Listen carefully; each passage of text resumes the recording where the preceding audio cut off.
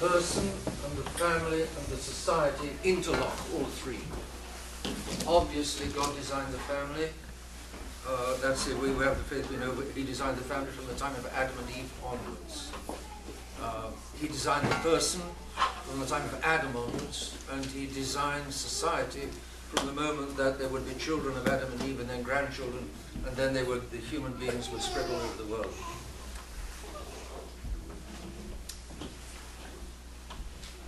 In principle, this is a family conference for families, but the problems of the society, of society, are very pressing at the moment, and especially of the society sympathite. And so Father Pfeiffer suggested to me it might be wise to say a few more words for you about this crisis of the society. Where's it come from and where's it going to? It comes from good old original sin. I say good old, meaning it's been around for quite a while, ever since Adam and Eve. There's a famous Spanish conservative Catholic writer of the 19th century, Donoso Cortes, who said that all heresies can be traced back to two, and I think he's right. One moment.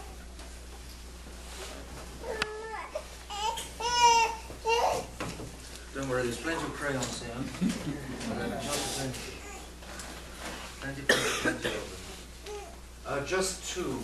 Donoso Cortes. Donoso, Corte, and there's, in Spanish it could easily be S or Z maybe, but Cortes. He was born about plus or minus 1800 to plus or minus 1855. He didn't live very long. He began life as a liberal, and then he was in Parliament, brilliant mind, brilliant speaker. He was in Parliament, and the Spanish Parliament, and he converted. He understood the liberalism. He understood what was happening to the world in the wake of the French Revolution.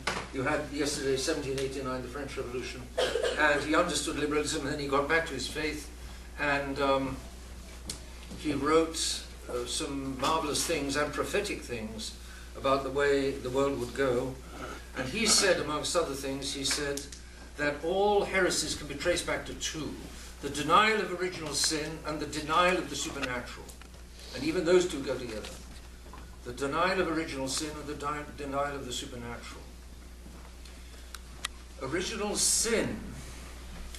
Imagine, here are two comparisons for original sin. Imagine, how many of you have built cards? You built 8, you built 2, 4, 6, 8. 2, 4, 6, 8, 2, 4, 6, 8. Who's built cards 8 at a time? A tower of cards. Who hasn't?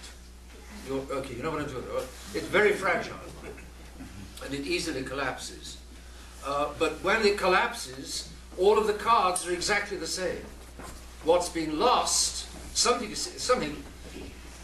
real has been lost, the structure, the shape, the appearance, but the actual cards are exactly the same once they collapse on the floor.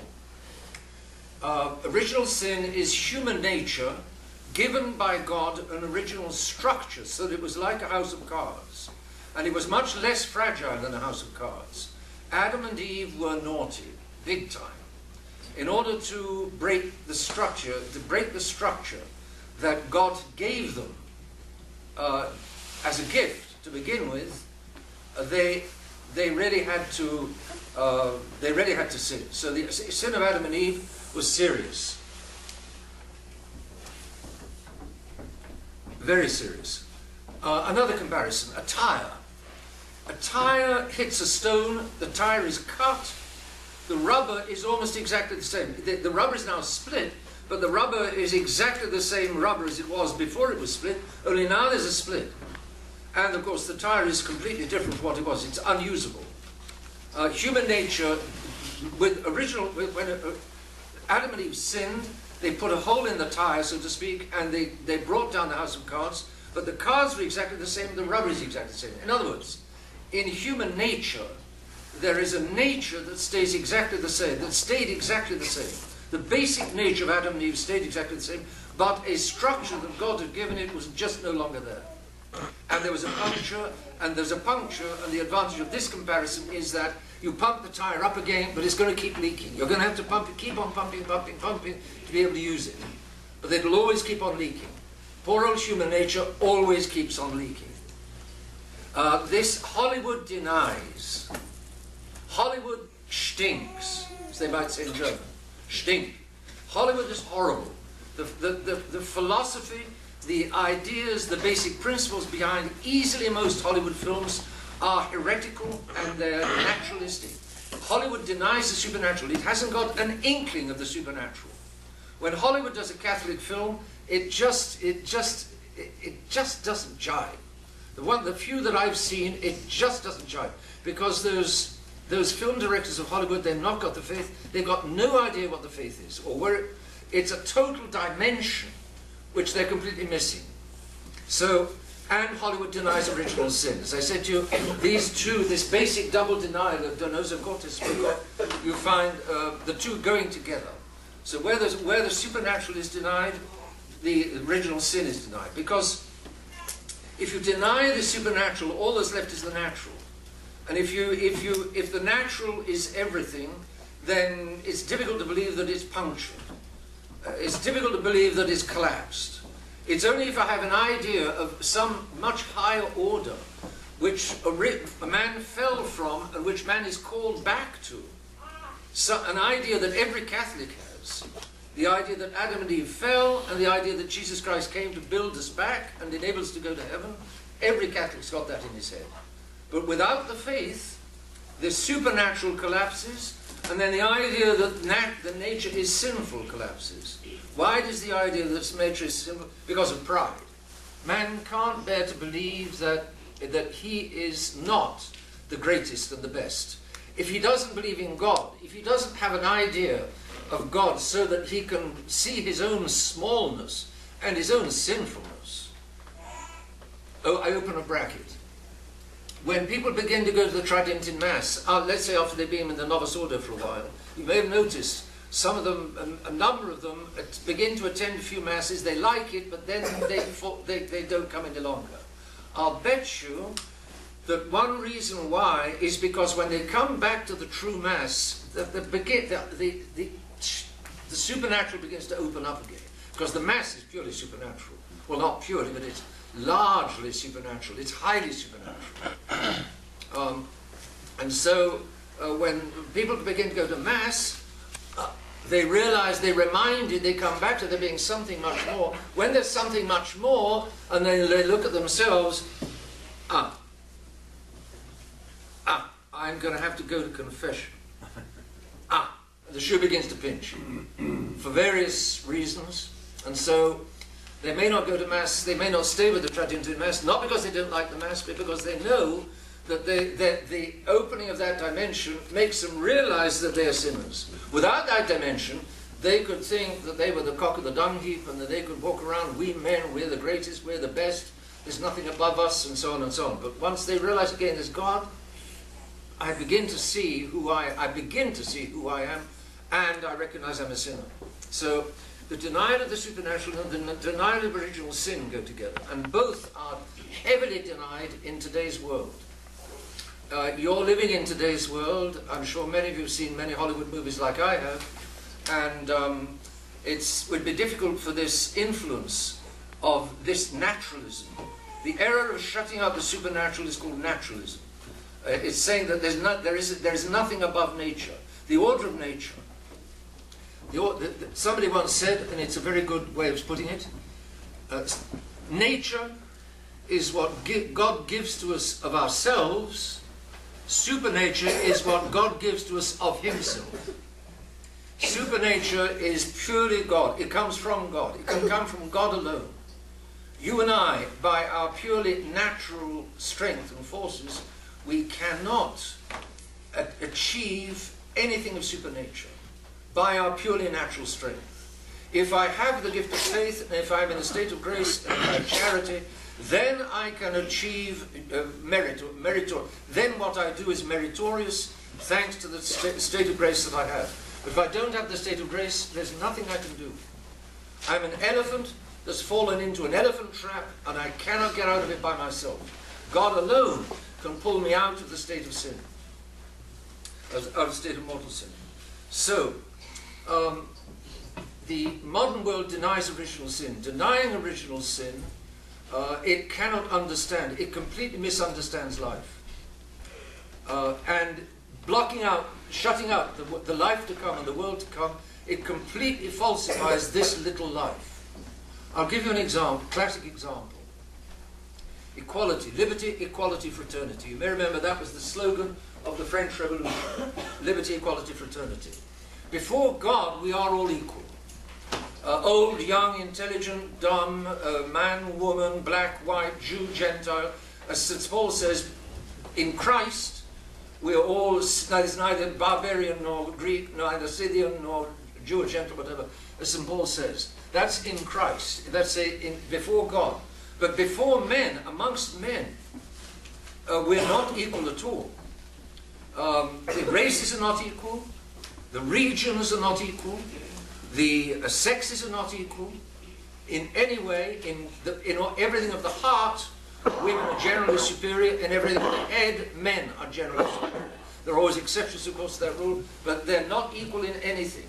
But in strength, and so on with the races, God has planted inequality throughout his creation. But at the same time, as far as being born, having to live according to the Ten Commandments, our life of virtue or vice being measured, and coming in front of the judgment seat of God, and eternity, the possibility of hell, the possibility of heaven, in that we are all absolutely equal. In other words, in front of what the liberals are doing, is they're taking an equality which belongs to the next life, which totally belongs to the next life, that belongs to men in front of God. They're taking that equality and they're cramming it, an equality as huge as eternity, and they're cramming it into this little tiny life of 70 years on earth, or 90 years. And the result is it's like trying to jam 8 gallons into a 1 gallon bottle. You're going to burst the bottle. You're going to try, the bottle will finally burst. If you've got the means of forcing it, the bottle will burst. This life bursts by the attempt to make man and woman absolutely equal, for instance. Equal in all respects and absolutely. Interchangeable like the wheels of a motor car. Ridiculous and profoundly wrong. And that's exactly what the enemies of God, the Freemasons, are doing today. They're making the sexes they're jamming. They're taking people's instinct of an equality, which is a true instinct, but it belongs in front of God. In front of God, we're all equal. In front of human beings, we're not equal. Men have very different talents. There is a certain proportion of men that are born leaders, and it's a minority, and there's a majority of men that are born followers, that don't have the gifts of leading, that are not gifted to be leaders. And it's ridiculous when they try to be. And hence again, another huge foolishness is the principle of democracy. Democracy, whereby everybody can judge just as well as anybody else how society should be conducted, how society should be led. It's a wrong principle. What is needed is, what the church will teach, is that the leaders should lead. The leaders have gifts from God to lead, duties that go together with the gifts, responsibilities, and lastly, if you like, certain privileges. But in French they used to say noblesse oblige. Nobility, being a noble, is an obligation. Nobility obliges. Being a noble is an obligation. It's a responsibility, and it can be a very heavy responsibility and obligation. Pius X didn't want to be Pope because he knew perfectly well what a huge responsibility it was. He accepted, but he hadn't wanted it. I'm saying that the problem of the society of Pius X, is the problem of original sin. Well, you can trace it that far back, and it does go that far back. But closer to modern times, of course, well, you have it here. You've had it here. Why did the Protestants break off from the church? Why did the liberals break off from what was still, there still was a Catholic civilization? Why did the modernists want to fix them? At the bottom of it all is pride. I'm sorry, I'm being very general. I'm not zeroing in on the specific problems of the Society of Pius X.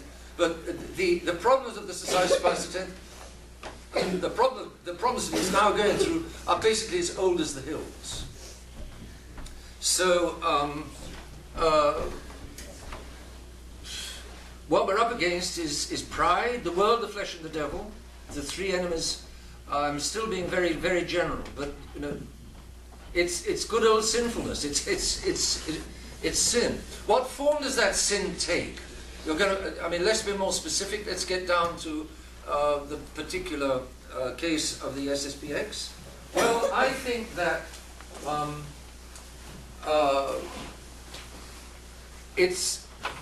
I've got a name for it, and I call it 50sism. Where have I got my crayon? Lost it. 50sism. And that means, 50sism means what's going on in the society today is the return of the Catholicism of the 1950s. What was wrong with the Catholicism of the 1950s? The 1960s was a tremendous crash of the Church. I think we're all agreed on that. We should be. Vatican II was a tremendous crash. Vatican II was the whole Church, was the modern era, the modern eras being made official inside the Church.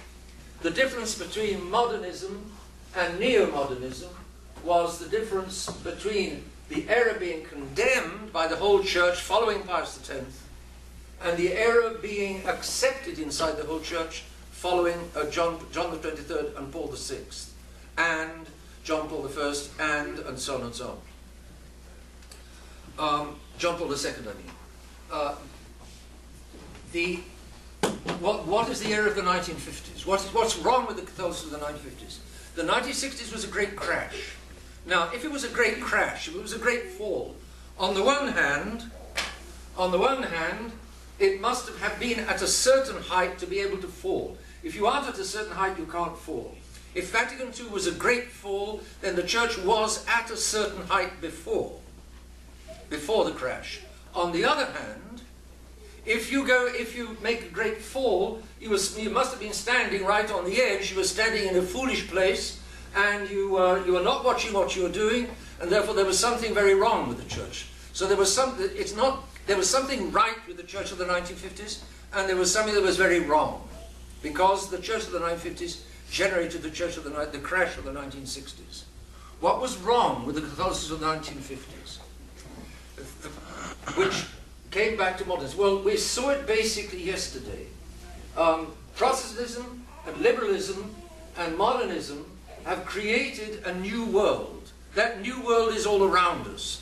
That new world of science, of technology, of machines, of industry, of suburbs, of big cities, motor cars, trains, aeroplanes, now space rockets. This glamorous and dazzling new world created by science is a world which basically mocks the Catholic Church. And the example is Galileo. I'm sure all of you have heard, and many times, how the great scientist Galileo was persecuted and imprisoned by the Church, and the Catholic Church was backwards and and didn't understand science, didn't like science, doesn't understand the modern world, and so on. All of you heard that. So between the modern world arising out of Protestantism and liberalism and the Catholic Church, there's a big clash. Now, the world is glamorous, and the world looks good. Hollywood is glamorous. Hollywood makes errors look good. And so, and people watch films. Think of the suburbs, or think of today's big cities. Think of how popular the internet is. How many people are living off the internet. Now, not everything with the internet is wrong. Obviously, there's a big problem. We all know what that problem is. That's the most outstanding and immediate and striking problem with the internet. But what the internet goes with rabbit hutch high-rises. Television especially goes with rabbit hutch. It goes with the rabbit hutch way of life. Take the big city. I don't know how many of you live in a big city. The French have a marvelous expression. Métro, boulot, dodo. Which means métro is the underground. Boulot is the work. It's a familiar word for work. I can't think of an equivalent in English. Work. And dodo is sleep. So, underground work, sleep. Underground work, sleep. Métro, boulot, dodo is a typical French phrase. Smart, the French are smart. A smart phrase for modern life. A routine in which I enclose myself of, I live in a little rabbit hutch, I take the elevator down, I get into the metro, I go and do a horrible job, pushing papers, insignificant, overheated, work without meaning in effect, little secretaries dancing up and down in short skirts, and the men, etc., etc., etc., etc., etc. A way of life made for adultery, one could say. Am I exaggerating? And back you come to the evening. In that way of life, that is now a structure of modern life. You've got to agree. Many people live like that. And they don't want to be disturbed in that way of life. They come to terms with it, and one way in which they come to terms with it is very much television. Can you imagine living in a rabbit hutch on the 27th floor without television? You hardly know your neighbours. You come to the point of hardly wanting to know your neighbours. They're going to be here today and gone tomorrow. It's not as though you're going to have a great friendship that will last life, because you know they're going to be there gone tomorrow. Therefore, many modern friendships, many modern acquaintances are quite shallow, because you know you're going to move. The population is mobile. You're not living for the whole of your days in one little village, which as so many people used to do. People used to be attached to the land. The farmer almost grew roots through his feet into the soil of his farm. He knew the acres, he knew the fields, he knew the streams, he knew the trees, he knew his own farm, he knew it very well. And you couldn't pull him off it, so to speak. Today, you know, the tractors, these huge combines, chase across these fields, and one man sitting in a superheated cabin with Hollywood films in the cabin can harvest all that's needed for the whole village to eat for the whole winter in a few hours. It's a completely different way of life. It's living in the city amongst men with man-made things. Everything is man-made. The blacktop, the cars, the lampposts, the high-rises, the concrete, the steel, the glass. It's all man-made. Out in the country, it's all God-made. The trees, the stream, a lot of it is God-made. There are some handmade things. Even a wooden plough is handmade. But the horse, the manure, you don't use chemicals, you use manure. Manure is precious in the old-fashioned country. Now, I'm not romanticizing the old way of life. What I'm saying here and now is it's very, very different from the big city way of life. And now, even the country becomes cityfied. The country becomes mortgages, banks, taking out a huge loan for a big machine. Somebody was describing me to the other day how in order to be able to live on the land today, you have to 10 farmers. One farmer has to have this machine, one farmer has to have that machine. The machines are so expensive that one farmer can't own all these machines without being a millionaire. And he's going to have it in the barn, he's going to use it for just 2 weeks at the most, and then the rest of the year it's not used. So what makes sense is for one farmer to have the machine, that one farmer to have the machine, and between the 10 of them, the families are made to live in society, the farmers are made to live and work with the machines force the farmers to live and work together. But then, as you now know, the huge city corporations are coming in on the countryside, and they're changing God's corn, they're changing God's wheat, they're changing everything. The bees are now dying because of the insecticides. Nature is violated. Man is no longer in tune with nature. The world is too much with us, late and soon. Getting and spending we lay waste our powers. Too little we see in nature that is ours. We have given our hearts away, a sordid boon. Wordsworth was writing around 1800. Around 1800, the English poet was realizing that the contact with nature is being lost. He stands by the ocean side and he's looking at the sea. Great God, it moves us not. I'd rather be a pagan suckled in a creed outworn. So might I, standing on this pleasant lea, have glimpses that would make me less forlorn, have sight of Proteus rising from the sea, or hear old Triton blow his wreathed horn. Now a man stands on the seaside and he watches the sea and he says, that will make a good salt plant, or a desalination plant. I wonder what the density of that water is, 2.5 or 2.7? I might make a marina here and make a lot of money. His mind is turning in completely material things. The beauty, God's beauty, something, again the same poet, something far more deeply interfused, he's lost. It's just not there. And that's why he, standing by the seaside, he imagines, he said, I'd rather be a pagan suckled in a creed outworn. I'd rather be a wretched old pagan. At least I would still believe in the gods of the sea. I'd believe in something more than just H2O and H2SO4 and chemistry and physics and all of that. But no, we have given our hearts away, a sordid boon, he says. And so that's 1800, and the world has been going in that direction ever since. The result is now these huge cities in which make a total environment. And the getting into a motor car, cranking the ignition, driving on blacktop into the city amidst a terrible traffic jam, all of this horrible traffic, the fumes, the impatience, the road rage. It's a way of life. It's a total way of life. And it's a way of life that is not in harmony with God, in harmony with the things of God. It's not a way of life that's motor cars are not sinful. Blacktop is not sinful. The underground is not sinful. But Vincent McNabb, who was a great Irish Dominican preacher in London in the 1930s and 1940s, Vincent McNabb said, the modern city is mortal sin. What do you mean by that? He says, what his meaning is, the modern city is a total way of life in which it's very difficult to avoid mortal sin. It can be avoided. It's not impossible, but it's very difficult. So you see the clash between the world from which the modern world came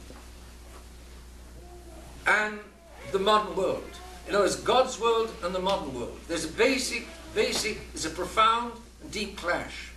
And the answer, a lot of it came from the breakout of Protestantism. Then it went through liberalism, through modernism, and through the Vatican II. So by Vatican II, short before Vatican II, the 1950s, let's say, many Catholics had been living for several generations in this man-made world, in an environment completely structured by man, for man, with no regard for God, and out of touch with God's nature. It doesn't necessarily exclude God. It was still possible to be a Catholic in the 1950s. But many modern people's idea of Catholicism in the 1950s came to be the idea of Hollywood. In other words, the bells of St. Mary's, going my way. What's marvelous about the nun is that she can roll up her sleeves and play tennis just like anybody else. Is that really what makes a nun? Because why? Because otherwise people feel the nun is too distant. There she is in a habit. She's too different from my way of life, and she's sort of condemning my way of life. I don't like having these priests around because I sense.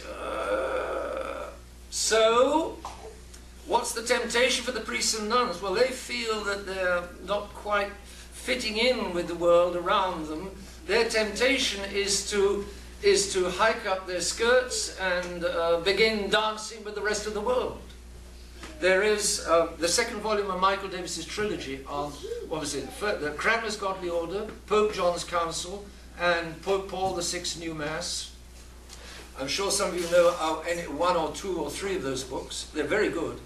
The cartoon on the front page, on the cover of the second of those three, which was Pope John's Council, showed the bishops in mitre and crozier and dignified vestments going into the Vatican, and then it showed them coming out again, hiking up their cassocks and beginning to jive and rock and roll with a happy, goofy, stupid expression on their faces. And that was the change that was wrought by Vatican II, and obviously what was behind the change was the idea of getting the clergy and the church in tune with this completely different, natureless, basically godless, modern New World, Hollywood New World. And so the 50sism was that Catholicism which prior to the council, many people were living, everybody was living in the modern world. Practically everybody was living in the modern world, except for a few souls in the convents and monasteries perhaps. But everybody else was living. And the modern world exerts a huge influence. A huge influence. My environment exerts on me a huge influence. It stands to reason. And that modern environment was pulling, all the time, pulling Catholics, pulling at Catholics. It does, to this day, obviously, all of you know what I'm talking about. It pulls at Catholics today. And so the Catholics had, the priests felt that they were out of tune with the people. The people felt that they were being held back by their priests from the enjoyments and the pleasures of the modern world. They kidded themselves that the modern world is not all that bad, that it's really quite innocent, that it's really quite a good thing. It's glamorous, it's technological, it's advanced, it's progressive. You've got to move with the times, you can't, and so on and so on and so on. And therefore the priests and the people all agreed, so to speak, they were all ready to agree that the church needed to be completely changed. And that's what I call 50sism. People were not yet, they hadn't yet fallen, but they walked to the very edge of the cliff. They'd quite deliberately walked to the edge of the cliff. They were looking over and enjoying what they saw, and so they all jumped. The great mass of them jumped. And it wasn't only the bishops. There were, of course, a number of Catholics who didn't like what happened. There were a number of priests that didn't like the council. There were a lot of laity that didn't like the council. There were two bishops we know who didn't like the council. Well, there are many more actually. But those that resisted were crushed by Paul VI. Paul VI, when the council got going, and when the council was finished, Paul VI then began strong-arming the church. Really strong-arming to get the church into the new church, to change the church into the new church. New church spelled as one word. And so there was resistance, but it certainly wasn't the majority. And many ended up going along with it. There was some resistance, but it couldn't really take form, take shape, until, well, there were some good priests, make no mistake. You can name several in the United States and in other countries who resisted, who stayed with the old Mass, who kept on saying the old Mass, and who refused to say the new Mass. There were such. But individual priests couldn't do much until there was a bishop to stand and lead. And that was Archbishop Lefebvre. And I can remember in the 1970s, he began the seminary in, I think, 1970, 69, 70. He began the famous seminary of Econ, and began with small numbers. He had only a ragtag and bobtail of teachers in the seminary, a few older priests that came and joined to help crank up the staff of for his seminarians. I can remember that just as each hammer blow descended upon the seminary, some of the older priests packed their bags and ran away. But just as he had too few older priests, his young priests began coming online. And they began teaching in his seminaries, and it worked. It worked. Morally, it worked. So his young priests were just in time to take the place of the older priests who wouldn't stay. But the older priests were still influenced by this mentality of obedience, this terrible obedience. What Archbishop Lefebvre said was to have made the whole, what a masterstroke of Satan, to have made the whole church disobedient in the name of obedience. Meaning to make the whole church obey men instead of obeying God, forgetting obedience to God.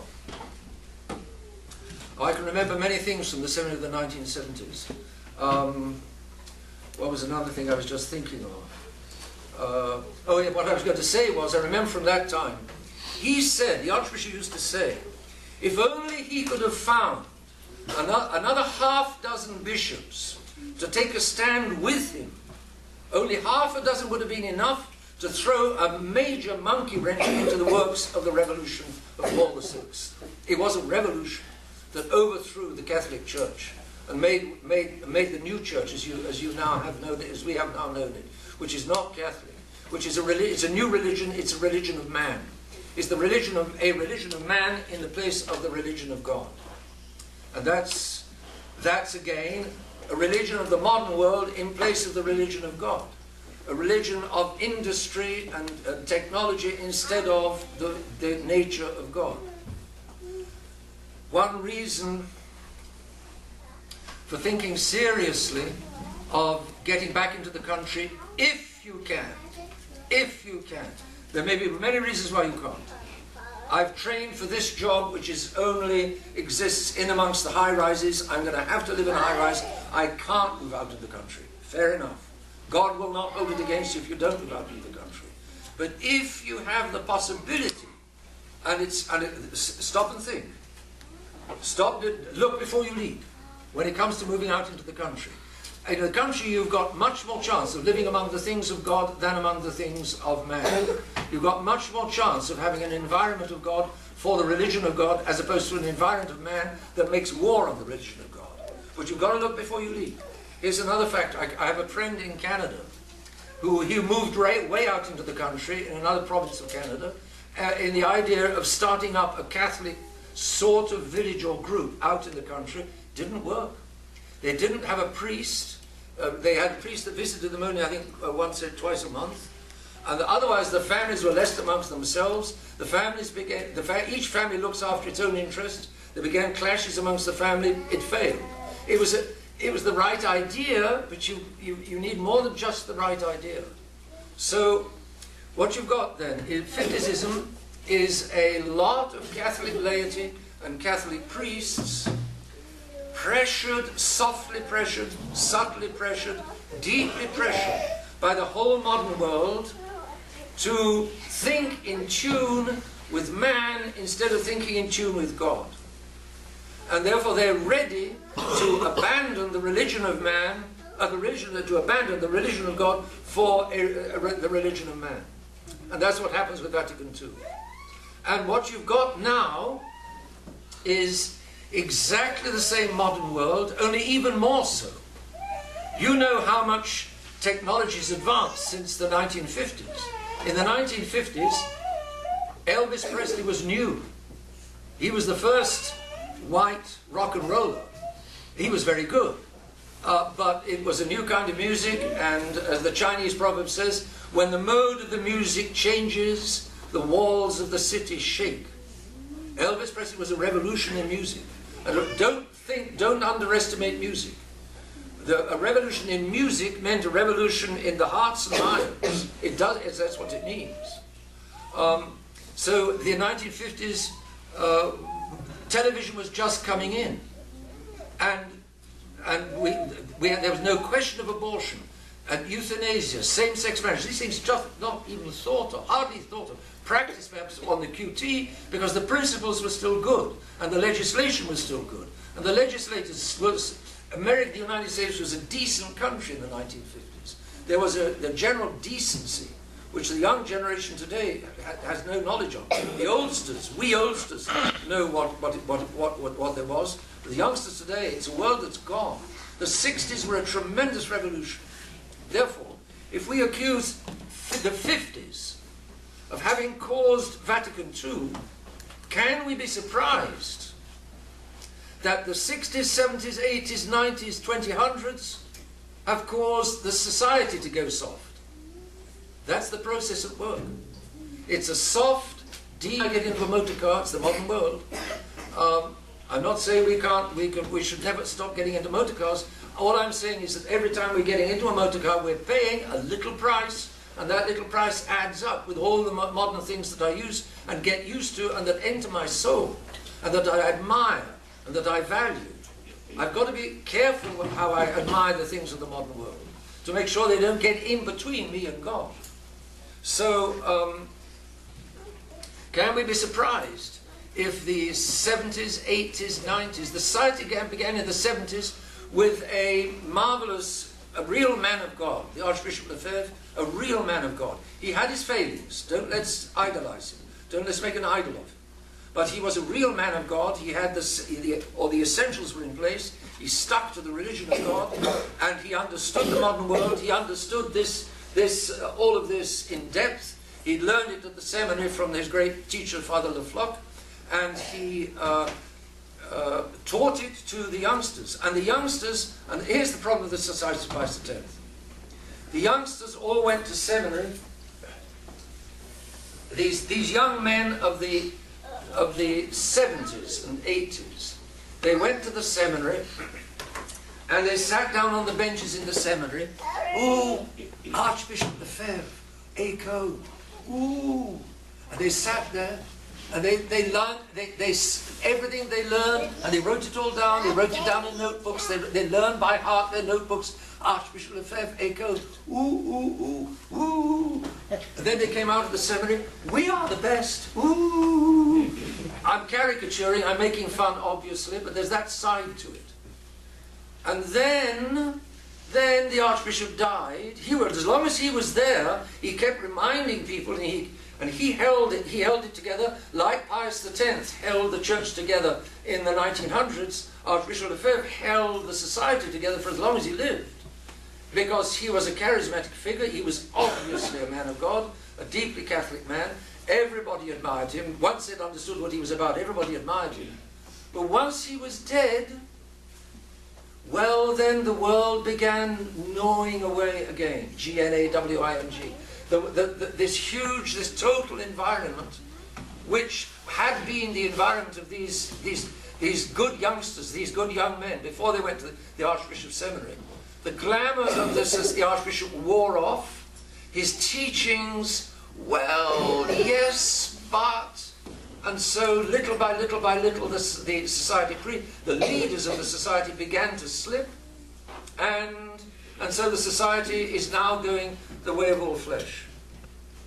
It seems to me, it so stands to reason. It's so understandable. I don't know what to say.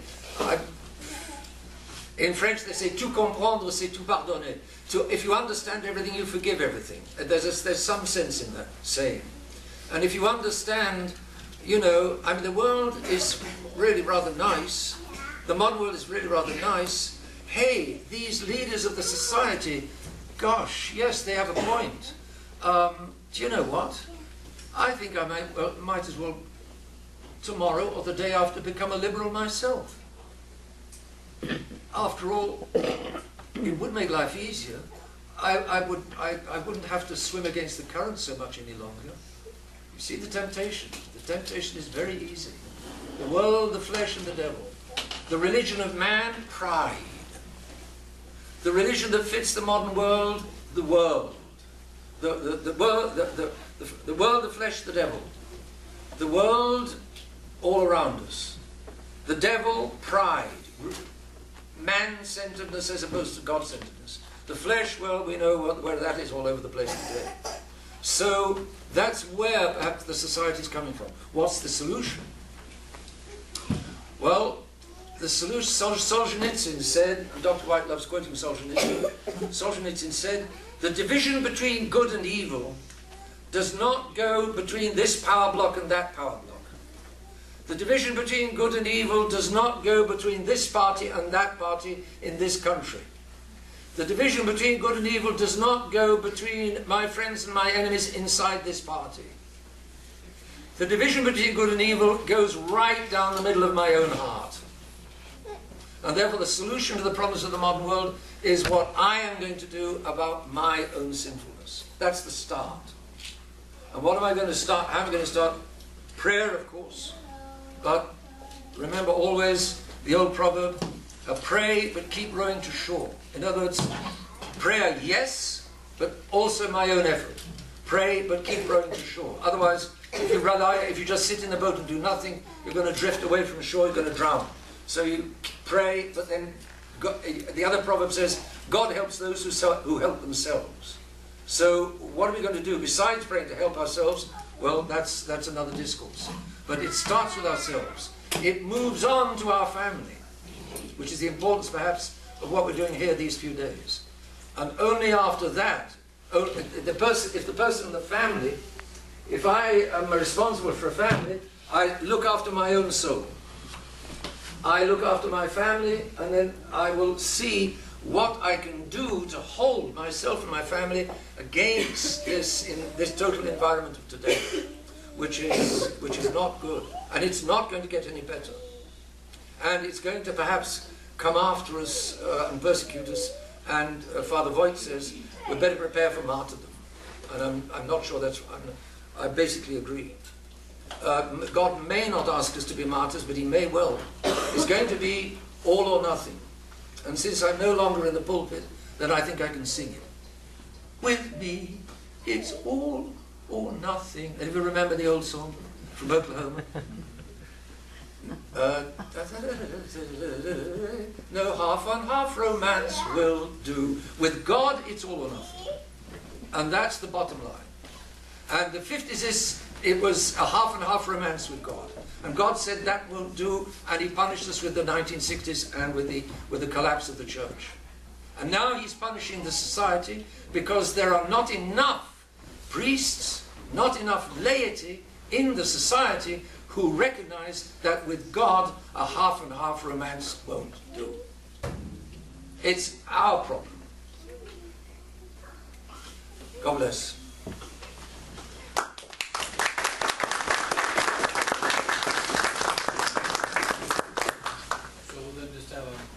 We'll do a few minutes break, and then we'll have it at 10:15.